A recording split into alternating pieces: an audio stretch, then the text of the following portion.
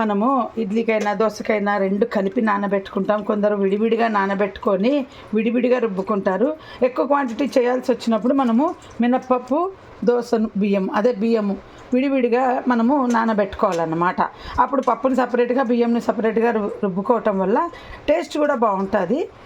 ఎక్కువ అంటే ఇప్పుడు మనం ఏం చేస్తాం, చిన్న గ్రైండర్ ఉన్న వాళ్ళము మనము రెండు కలిపి రెండు ఆయిల్గా వేసుకుంటాం. అట్లా కాకుండా మినప్పప్పు ఒకసారి బియ్యం ఒకసారి ఇలా వేసేసుకొని రెండు కలిపి పెట్టుకుంటే దోశ టేస్ట్ బాగుంటుంది, ఇడ్లీ అయినా దోశ. ఎందుకంటే ఇదేమో బియ్యము లేటుగా మెదుగుతుంది, మినప్పప్పు త్వరగా మెదుగుతుంది. సో గ్రైండర్లో రుబ్బే టైం కూడా సేవ్ అవుతుంది. గమనించుకోండి, నేను ఎప్పుడు చూపిస్తూనే ఉంటాను.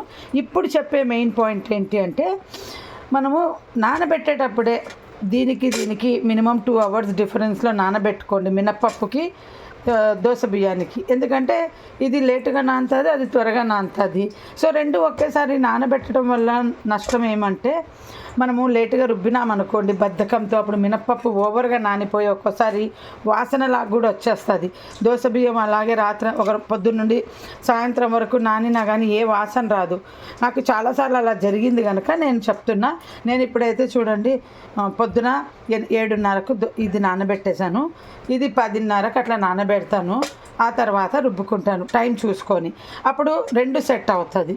వీడియో నచ్చితే లైక్ చేయండి. ఇంకోటి, నాకు మా గురువుగారు రాష్ట్రం నుండి వచ్చిన గురువు శిష్యులు ఏం చెప్తున్నారంటే, నాకు ఆర్థరైటిస్ ఉంది అంటే, ఆర్థరైటిస్ ఉన్న వాళ్ళు మినప్పప్పు తినకూడదు అని చెప్పినారు. ఇది నాకు తెలీదు, అందుకని వీలైనంత వరకు కనుక్కోండి. మినప్పప్పు తక్కువ క్వాంటిటీ వాడండి.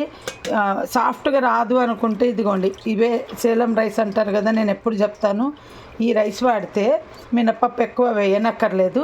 మనం వేరే బియ్యం ఏది వాడినా మినప్పప్పు క్వాంటిటీ ఎక్కువ వేయాలి. సో ఇది నా అనుభవంతో చెప్తున్నాను. వీడియో నచ్చితే లైక్ చేయండి, షేర్ చేయండి.